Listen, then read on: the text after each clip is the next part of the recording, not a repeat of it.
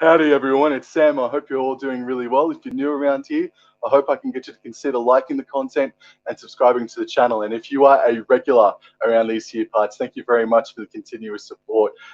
Don't think I did these awards last year. I wanted to recognize the best of the best this season, a week before the actual Dally M Awards, and I thought it'd be really interesting to get your opinions as well. So if you come in late, or if you want to leave some comments and questions in the live chat now, and give me your opinion and thoughts on my team list, and I'd love to hear your opinions on your team lists as well, players of the year.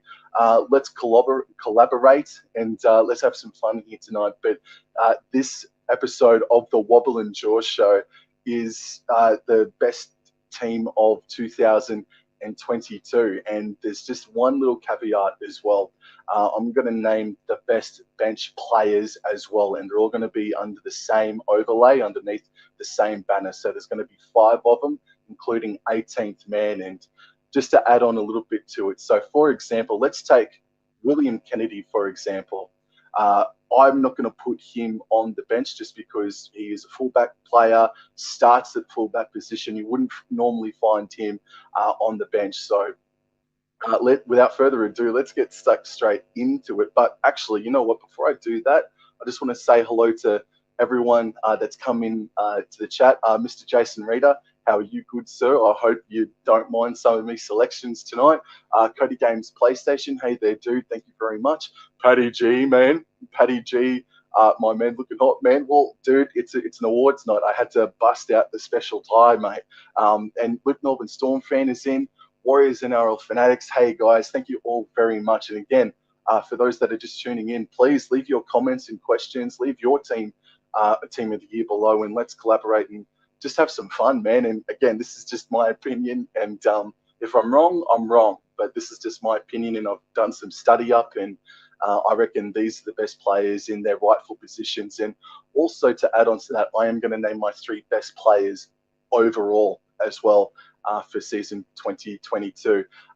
So let's start off with award number 1, the fullback of the year. To me, it came down to 2 players.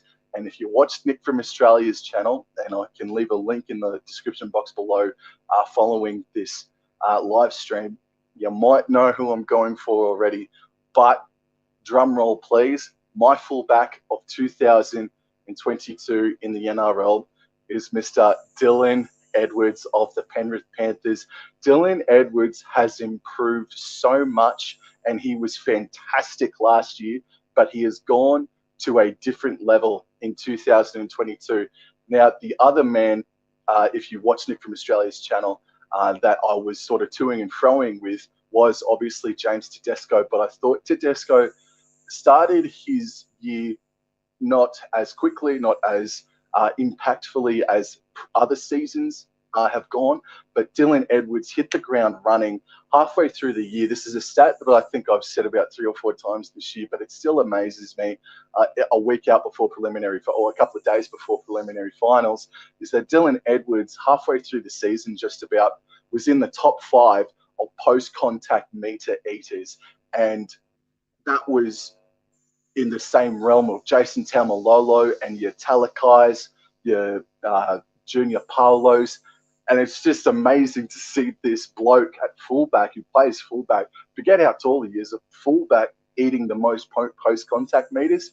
Unreal. I think he still stands at the all runs for 2022, and I think James Tedesco did just pip him at the end by about 60-odd meters as so far as total running meters goes. But Dylan Edwards is playing this weekend, so he can obviously take over James Tedesco, and just the consistency of putting in 200, 250, and even 300 meters a game for a consistent period of time as well, Dylan Edwards. And I think the game that really sticks out to me is that when halfway through the season, the Penrith Panthers had to travel down to Canberra, Dylan Edwards in his milestone match absolutely tore it up against the Raiders, and they won convincingly in the end. So my fullback of 2022 is Mr. Dylan Edwards. I'll just quickly go into the chat. I won't do this, announce it and then go in. So I'm going to say hello to Warriors and our Fanatics. So you agree? That's awesome. Sweet. I'm on a good start. I'm on a good roll. And then Patty G says, Latrell, for me, it's him, Latrell or Teddy. Okay. And Patty G agrees. Yep. Nick from Australia, how you doing, man? Thank you very much for your time. Thank you for coming in and saying good day. Cody PlayStation says definitely Dylan Edwards or Teddy. So at least I'm on the right track. Thank goodness for bloody that. So the next section, the 2 wingers of the year. I'm not going to nail it down to one because there are 2 wingers, obviously, part of a 13-man team. Wingers of the season. This for me was the hardest. I'm going to give away one that's not going to get it. I'm going to let me just find him actually.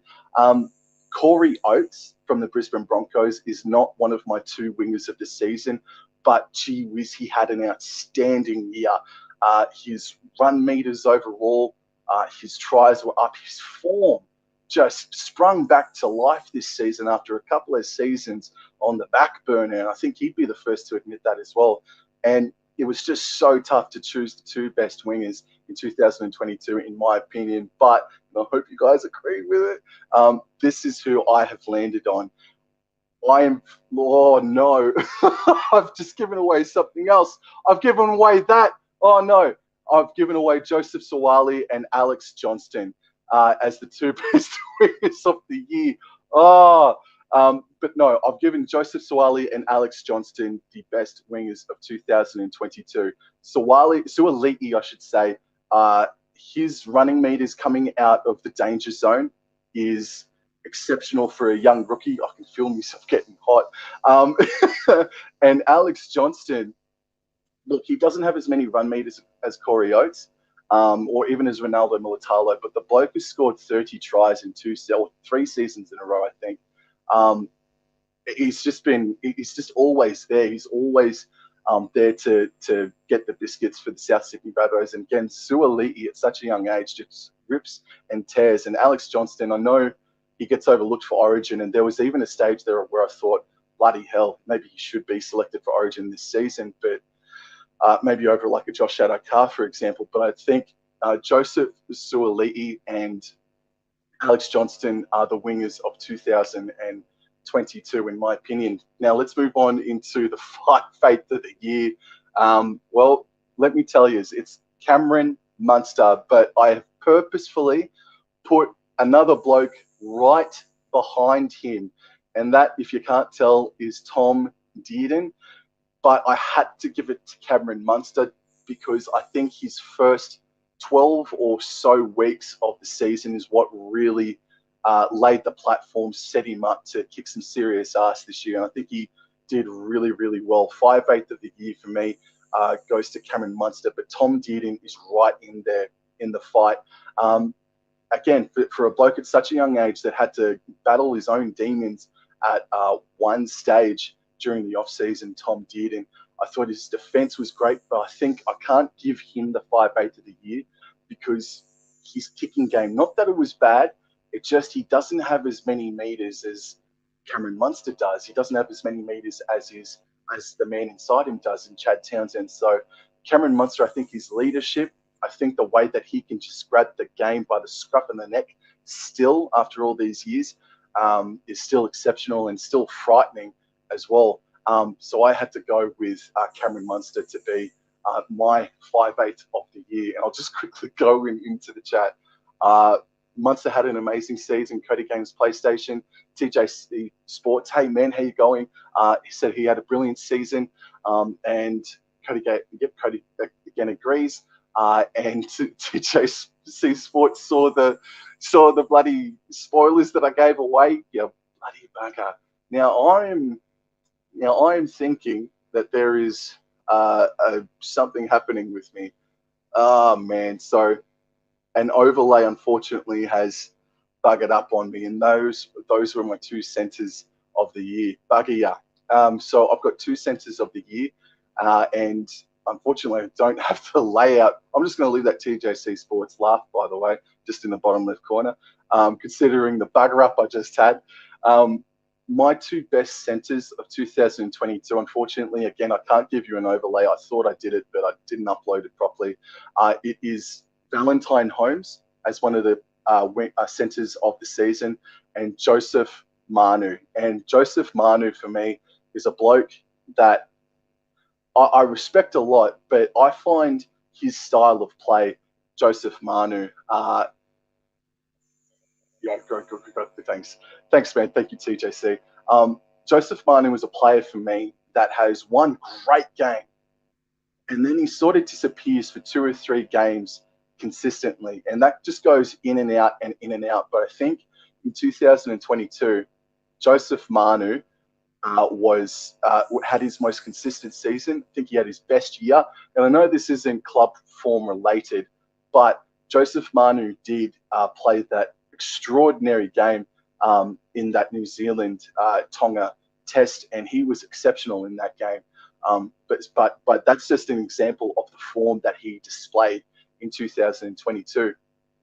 And on the other side is Valentine Holmes, and naturally, it wasn't his position, centre. We know this. We know he came in as a winger. We know he killed it as a fullback for the Cronulla Sharks, and then unfortunately, he's had a real bugger of a time for consistency in the fullback position.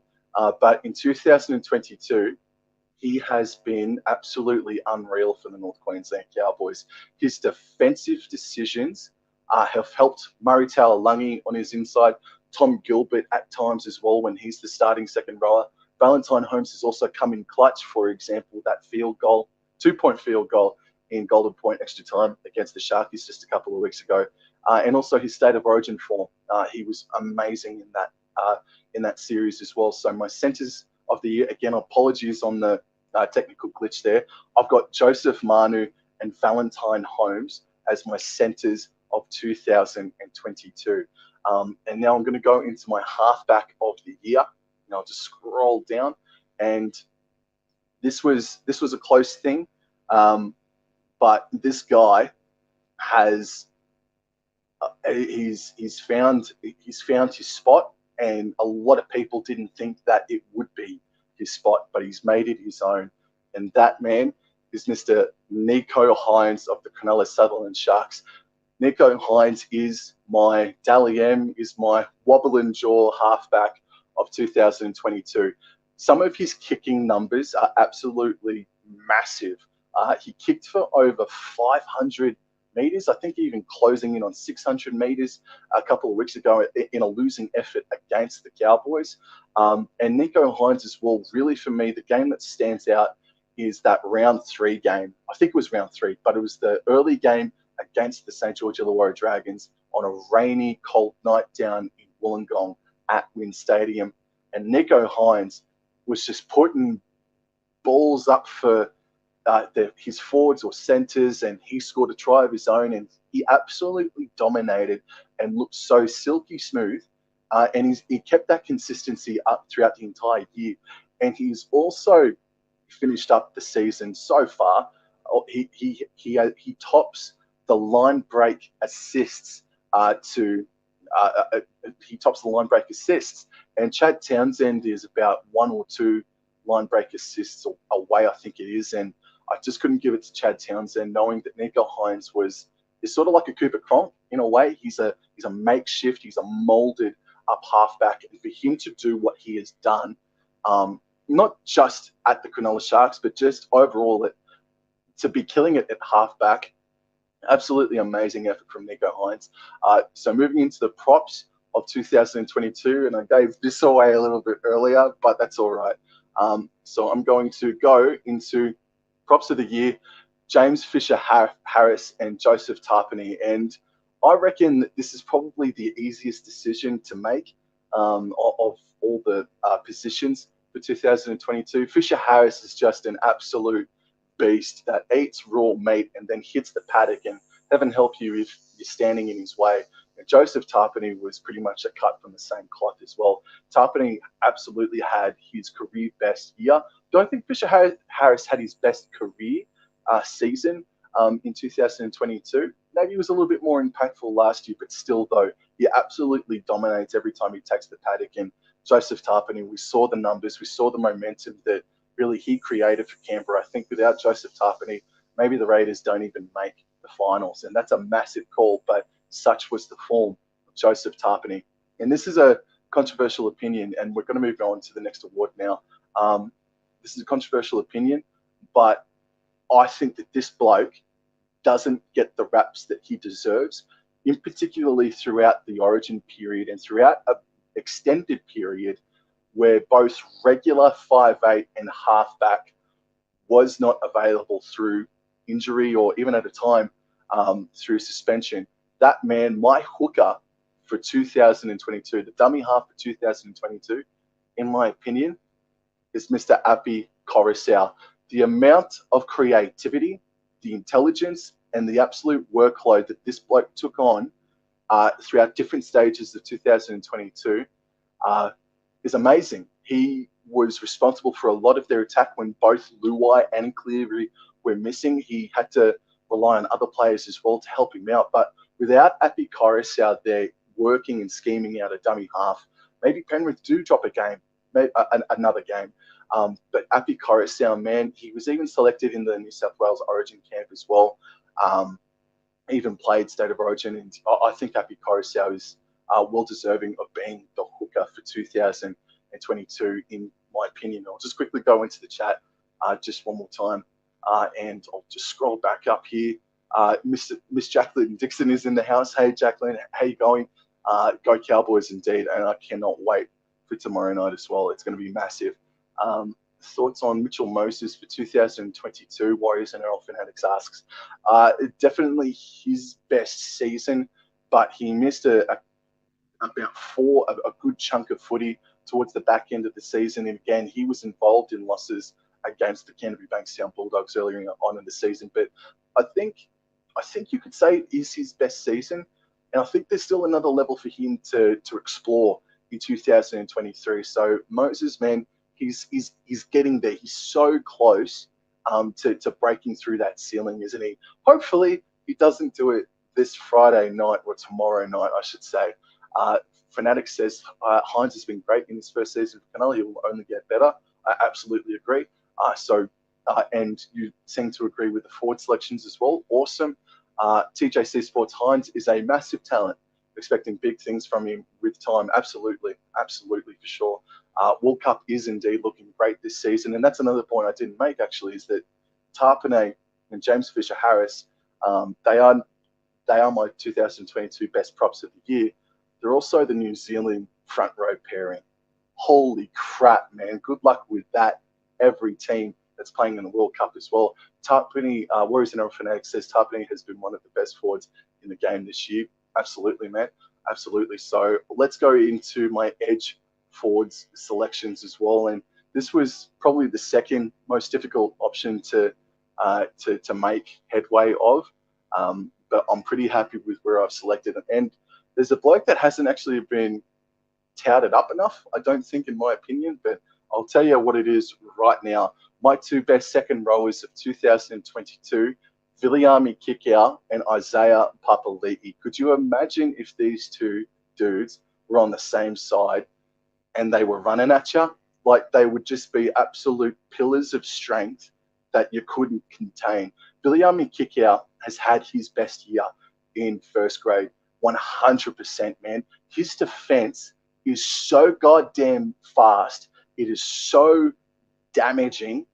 I don't think it gets enough recognition. His attack has improved as well. There would be times where the ball would just find him throughout last year and the year before, and he sort of at times looked really willy-nilly and sort of frazzled, and he'd throw a crazy offload or he'd run a weird line, you know. But Viliami Kikau this season has really stripped things back, taken in a deep breath, and I think his attack has improved by a couple of cogs. Again, I mentioned his defense, Viliami Kikau, was fantastic. And Isaiah Papali'i, he was the one that was more so on the chopping board for me compared to Viliami Kikau. I do think Kikau is the best second rower for 2022, but Isaiah Papali'i, in my opinion, started the year off rather slow himself, sort of like a James Tedesco, but Isaiah Papali'i, man, has just become so subtly good throughout the rest of 2022. I think his greatness has been subtle, and I really had to read his stats and his post-contact meters. I think he's ninth in post-contact meters. He's up there for try assist, and his defense is fantastic. So Papali'i, man, I think I said, and I got to eat my words here too, that Isaiah Papali'i could be in danger of having that second-year syndrome. He didn't really have a great season before last, and then obviously he absolutely killed it in 2021. And I thought, what's going to happen in 2022? Are people going to really find him out?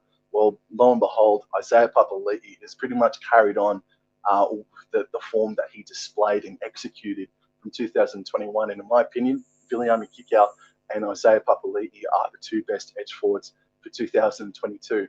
Moving into the lock of the year now, one person that is not going to get it for me is, unfortunately, Jason Taumalolo. Jason Taumalolo is not going to get the lock of the year.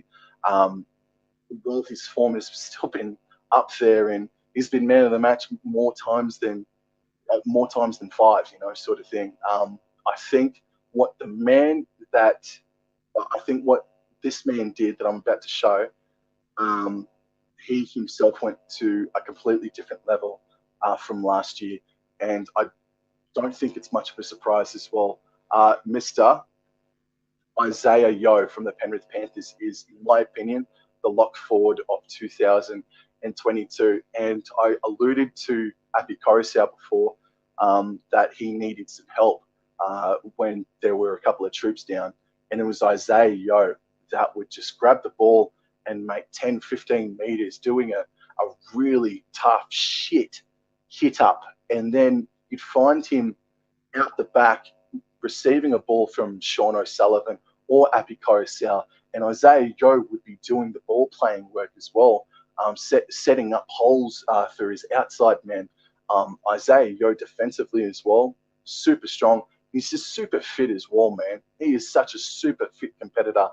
So I couldn't go past Isaiah Yeo to be the lock forward of 2022, in my opinion. And we'll move on to the bench players. Now, these players, again, I said at the start that players like a James Tedesco or a regular starting player won't be placed on my best five bench players of 2022. You sort of had to come off the bench or play a lot of minutes or play sort of half minutes to be considered for this. I hope that makes sense. So these are my five best players, or maybe you could say best runner-up players. And these are the following. So these are my best five bench players of 2022. Reece Robson, Tavita Totola, Nelson Asofa-Solomona, Jeremiah Nanai, and 18th man, Hudson Young. Reece Robson became the highest tackling cowboy in North Queensland's history. Tavita Totola took out the best Rabbitohs player of 2022 award just the other day. Nelson Asofa-Solomona, as if you wouldn't have that oak tree on your team. Jeremiah Nanai has exploded onto the scene and gone from strength to strength, and his state of origin performances in such an intense atmosphere was something to really behold. And then for Hudson Young to turn the tide on people's outlook on him, Hudson Young had to be considered to go overseas in the World Cup to play for Australia, and he has been selected on an extended bench, extended squad. So Reece Robson, Tavita Totola, Nelson Asofa-Solomona, Jeremiah Nanai, and Hudson Young. Those five players, and Hudson Young being 18th man, that would be my bench of the year. That's who I would select to play on my bench, and I think that would be an absolutely devastating bench as well. And I think this goes for no surprise as well. One of those players on the bench gets the Rookie of the Year, in my opinion. I think Jeremiah Nanai is going to win the Rookie of the Year in an absolute landslide. As I said before, he played State of Origin this year, and there were at times where he was really bending the New South Wales defensive line. And then there was the game against the Manly Sea Eagles. I know he dropped the ball off a kickoff.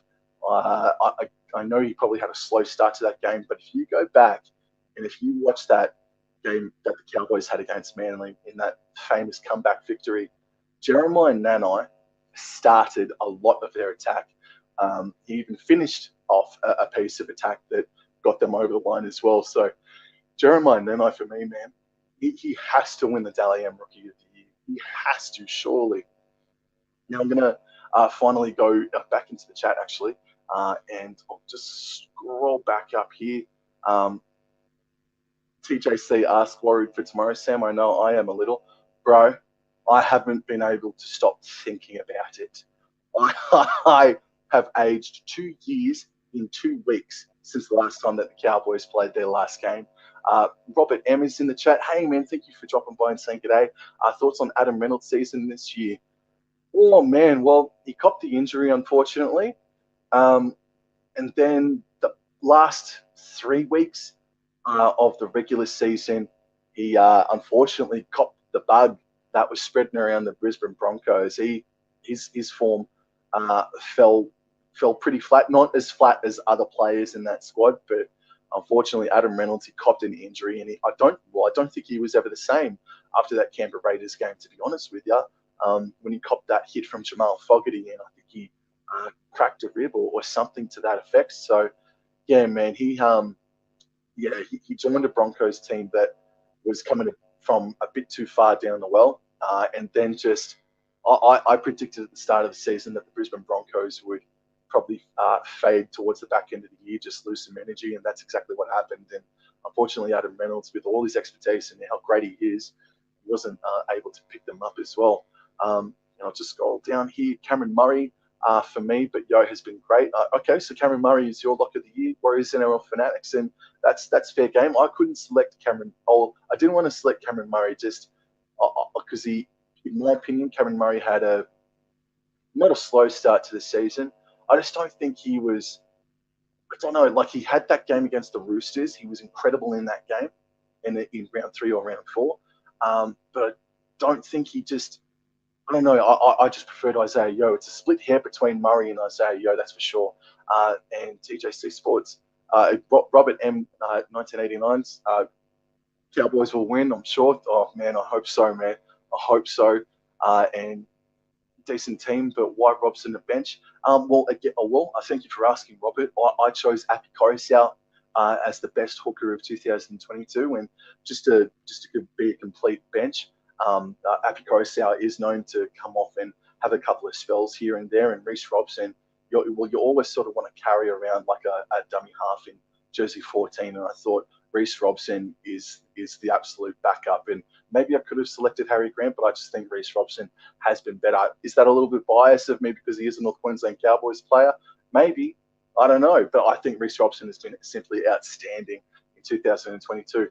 Warriors NRL Fanatics says, great selections there, bro. Can't argue with it.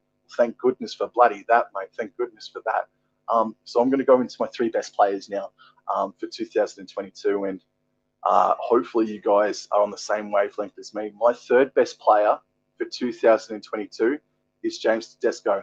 As I said at the start, I think he didn't have as much impact at the start of the season. Sydney Roosters as a whole just didn't get up running until about halfway through the year.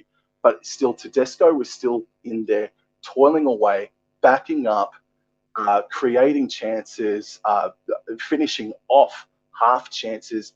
And James Tedesco, again, man, I think a lot of his support work, to some people, it goes straight over the head. But I think Tedesco, man, he was so good. He was so good, and it really is unfortunate that he got knocked out in that elimination final so early on, because I'm telling you, James Tedesco in that first 5 to 10 minutes was scheming. He was plotting something, and it just, unfortunately, it didn't pull off for him. My 2nd best player of the season, this was so hard. This was so hard because I'm such a fan of him.